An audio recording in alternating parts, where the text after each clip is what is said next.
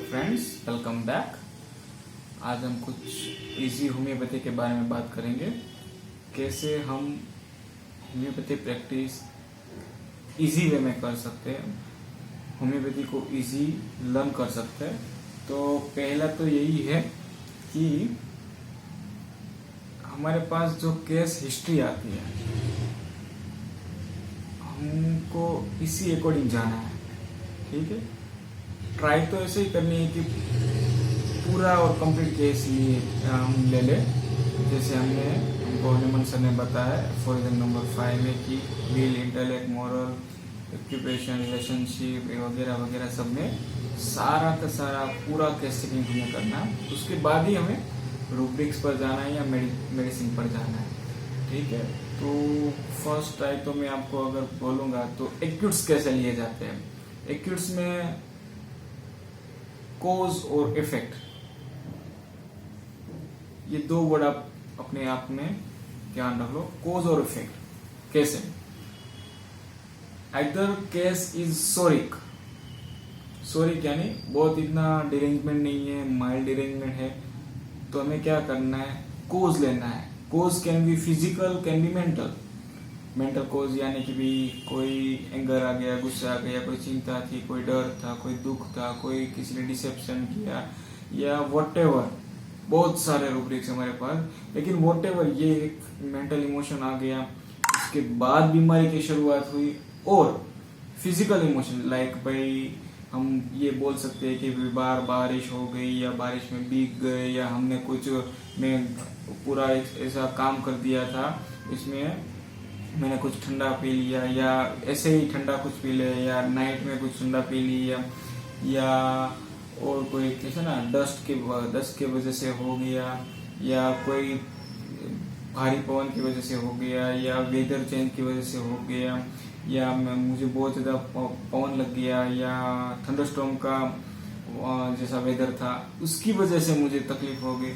तो ऐसे बहुत सारे हैं, तो आप उसके अकॉर्डिंग जाइए, वहां से एक कोज पकड़िए और बॉडी में क्या इफेक्ट आई उसमें डाल दीजिए, यहाँ से भी आपकी हेड रेमेडी निकल जाएगी। दूसरा, मेंटल एलिमेंट्स में आपको एक कोज मिलेगा, उनकी इफेक्ट ऐसी इफेक्ट, यानी कि मैं अगर आपको बोलूं तो उस पेशेंट जिस बात से सेंसिटिव होगा उसी वही बात उनका एलिमेंट बनेगा। यानी कि मैं रूडनेस से सेंसिटिव हूँ, तो मुझे कोई भी अगर गुस्से से बोलेगा तो मैं इजीली एक्साइट हो जाऊंगा, या मुझे कोई इजीली अफेक्ट हो जाऊंगा और मुझे तकलीफ हो जाएगी। ठीक है, लेकिन हमारी रेमेडी डिफरेंशिएट कैसे होगी कि इस सिचुएशन में हमने रिएक्ट कैसे किया। ठीक है, ये रिएक्शन से हमारी मेडिसिन डिसाइड होगी, ये आपको कान बांध लेनी है। ठीक है, ये आपको एक्यूट में काम करेगा। अब बात आएगी क्रोनिक में, ये सिर्फ और सिर्फ सोरिक केस की बात है, जिसमें अभी रिसेंट हुआ है, बहुत ज्यादा डिरेंजमेंट नहीं है वगैरह। साइकोटिक और सिफिलिटिक केस में आपको कोई और अप्रोच भी यूज करना पड़ सकता है।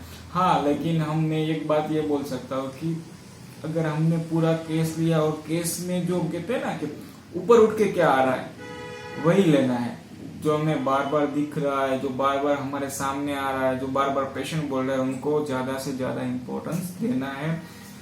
इम्पोर्टेंस कैसे देना है, सिर्फ पेशेंट बोलता है उसी को नहीं देना है।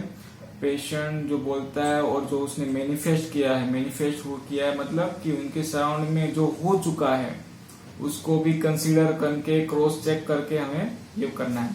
ठीक है, दूसरा हनुमान सर ने बताया कि क्रोनिक केस में हमें वो कहते हैं ना कि एक सिग्निफिकेंट पॉइंट की जरूरत होती है। मैं ब्रिज होम्योपैथी सीख रहा हूँ, तो मैं उसी एंगल से आपको थोड़ा बताऊंगा। बहुत सारे वेज है होम्योपैथी में केस क्योर करने के, लेकिन ये बहुत ज्यादा इजी वे है। आपको आपकी प्रैक्टिस के 60 से 70% तक के केस ये ब्रिज होम्योपैथी से निकल सकते हैं। कैसे, मैं आपको बताता हूँ। वी आर लिविंग इन ऐसे एनवायरमेंट में, we are living in this type of environment कि वहाँ कंपटीशंस है, वहाँ पे किसी को इनसिक्योरिटी है, किसी को फियर का डर है, किसी को फ्यूचर का डर है, किसी को इंसल्ट का है वगैरह व्हाटएवर। ठीक है, तो हम सब लोग इसी सेंसिटिविटी के अकॉर्डिंग चल रहे हैं। अगर आपने बुक नहीं पढ़ी है तो मैं आपको रिकमेंड करूंगा कि शंकर सर की स्पिरिट ऑफ होम्योपैथी आप पढ़े। उसमें से कोई भी बिगिनर होम्योपैथी वो आप वही पढ़े, उनसे आपको बहुत ज्यादा सीखने को मिलेगा कि चाइल्डहुड में कैसे रूट्स पैदा होते हैं और वो बाहर आके कैसे एलिमेंट्स बन जाते हैं इन एक्यूट केसेस में। ठीक है, तो पहले तो बात करते हैं इन पिच होम्योपैथी की कि हम केस कैसे लेते हैं। कि भाई हिस्ट्री ले ली, हिस्ट्री लेके देखते हैं कि क्या क्या हिस्ट्री में है। आई थिंक मैं सिर्फ कंप्लेन की बात कर रहा हूँ कि भाई एलर्जिक राइनाइटिस है, तो हमें कन्फ्लिक्ट भी वही ढूंढना नहीं है ऐसे तो, कि भाई देखना है कि कंसिडर करना है कि भाई क्रॉस चेक करना है, इसमें ऐसा है तो यही है। कई बार पेशेंट हमें कुछ और बता रहा होता है और कंप्लेन कुछ और होती है, तो ये मैच नहीं होगा तो केस की ओर जल्दी से नहीं होगा। ठीक है, लेकिन मैं ये बात बोल रहा हूँ कि जो थ्रू आउट लाइफ है उसी का हम हर कोई डिफेंस कर रहे होते हैं। कैसे कि भाई अगर मैं आपको अपनी बात बताऊं तो मेरे एक केस था एलर्जिक राइनाइटिस का। आई थिंक 15 साल की बच्ची थी, उनको कॉन्स्टेंट स्नीजिंग आ रहा था, कोल्ड हो रहा था, कफ हो रहा था और डेली सुबह डेली मॉर्निंग उनको स्नीजिंग आती है और पूरा डे उनको नाक में से पानी निकल रहा होता है। ठीक है, तो जब मैंने केस हिस्ट्री ली तो इतना कोई मिला नहीं केस हिस्ट्री में, लेकिन पेशेंट का एक डिस्पोजिशन था कि वो माइल्ड थी, लवेबल थी, इजी केयरिंग, इजी शेयरिंग, अपने कोई चीज होती है वो इजी शेयर करती थी, किसी पर विश्वास ज्यादा कर लेती थी, लव नीड रेमेडी थी।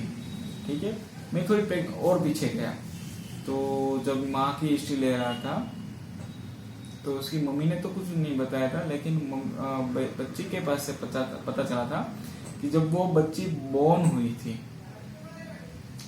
तब उसकी माँ को ये बिल्कुल पसंद नहीं थी और वो रोने लगी थी क्योंकि उसको बच्चा चाहिए था और ये आई थी बच्ची। ठीक है, तो सारी की सारी जर्नी है इनकी शुरुआत ऐसे ही होती है। जैसे हमारे दीदार सर ने बोला है कि सोरा एक नॉर्मल सेल होता है, फिर वो किसी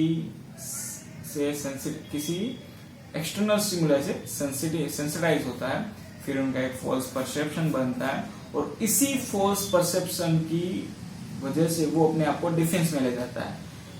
ठीक है, तो डिफेंड करते करते आगे बढ़ता है। जैसे डिफेंड करना, सारा डिफेंस यूज कर ले, अब कोई डिफेंस काम नहीं कर रहा तो इनडिफरेंस में चले जाता है, जैसे हम लोग देखते हैं।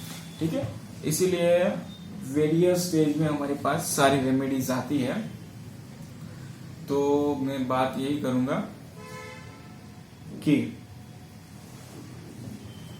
इस बच्चे को ऐसे ही था, मैंने इसमें से लिया था डिस्पाइस यानी टू मच डिसलाइक और एवर्जन, डेल्यूजन डिस्पाइस लिया था। क्यों डेल्यूजन लिया था?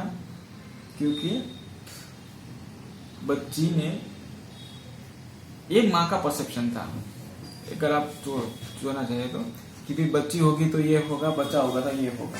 ठीक है, कोई चीजें ऐसी है कि सपोज हम देखें तो ये ऐसी है, आपको क्या दिख रहा है कि यहाँ पे कुछ यहाँ पे दीवार पे लटकाने का कोई साधन है या येलो स्टिकर वगैरह है और मुझे ये दिख रहा है।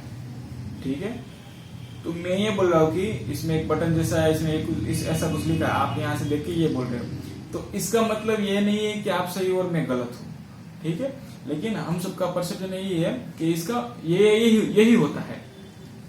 ठीक है, तो मैं अगर आपको बताऊं, इसी तरह हमारी लाइफ में अगर कोई चीज ऐसी होती है कि कोई ऐसा बोलता है कि एक सिचुएशन में हर कोई का अपना अपना नजरिया होता है।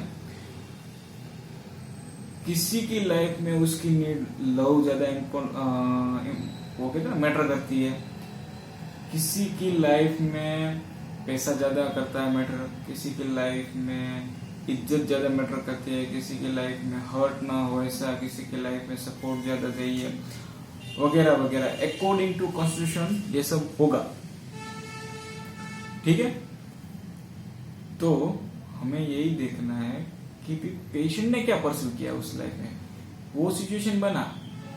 देखो आप मुझे हर्ट कर जाओगे तो उस सिचुएशन में मैं क्या फील करता हूँ, मैं ये फील करता हूँ कि भाई मुझे कोई प्यार नहीं करता, या मैं ये फील करता हूँ इसने मेरा इंसल्ट कर दिया, मैं अगर और मैं सेंसिटाइज ही नहीं होऊंगा तो ये तो भाई होता रहता है, इसमें कुछ करने वाली बात नहीं है।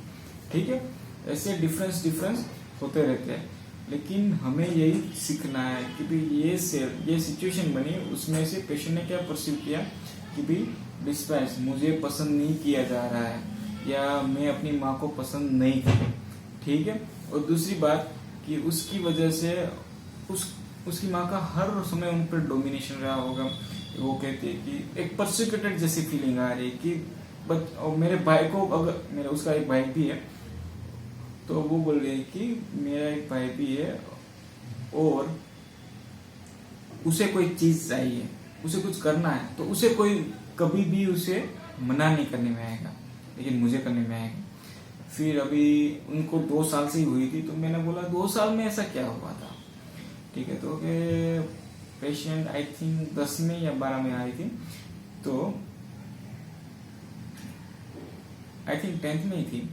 तो पेशेंट 2 साल से उसके एक फ्रेंड के साथ रह रही थी, यानी उनके साथ उनकी दोस्ती थी, तो उसकी फ्रेंड की इतनी रिलेशनशिप अच्छी नहीं थी उनके साथ। तो क्या बोला उसने कि भाई तुम इनके साथ छोड़ दो, इसी वजह से मम्मा ने ज्यादा रिस्ट्रिक्शन कर दिया उस पेशेंट पे, हमारे जो 15 साल की है। ठीक है, और बात पे डांटने का, मैंने अगर वो पेशेंट को देखा ना तो टू मच फियरफुल का सिचुएशन था, तो उनसे कुछ बोल भी नहीं पाती, बात भी नहीं करता और रो लेती है। ठीक है,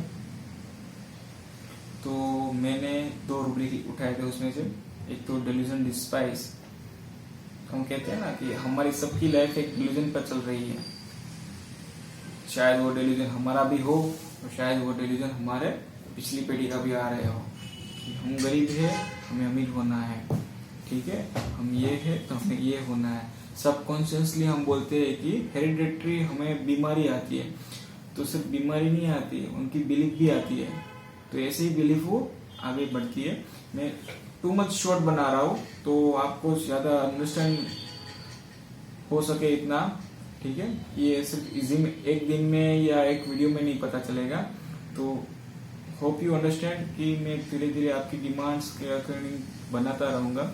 लेकिन आप अगर ये समझ लीजिए कि बिलीफ भी सिर्फ हमारे ही नहीं होती, हमारे जो थॉट्स होते हैं, हमारे जो विशेष होती है, हमारे जो ड्रीम्स होते हैं, सिर्फ हमारे ही नहीं होते, कई बार वो हमारे पिछली जनरेशन में भी आते होते हैं।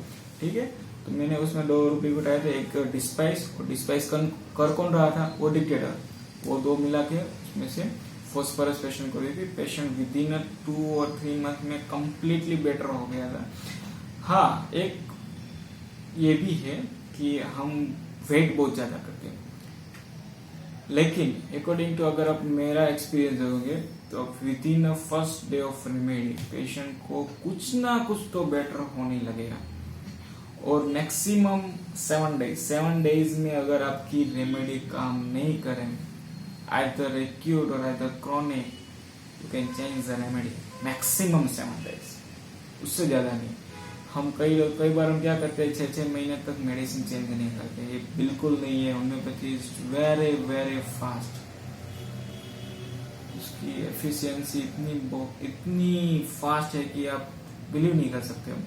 आप एक्यूट में देंगे तो 1 आवर भी उनका रिजल्ट आपको दिखने लग जाएगा, और क्रोनिक है तो विद मैक्सिमम 7 डेज।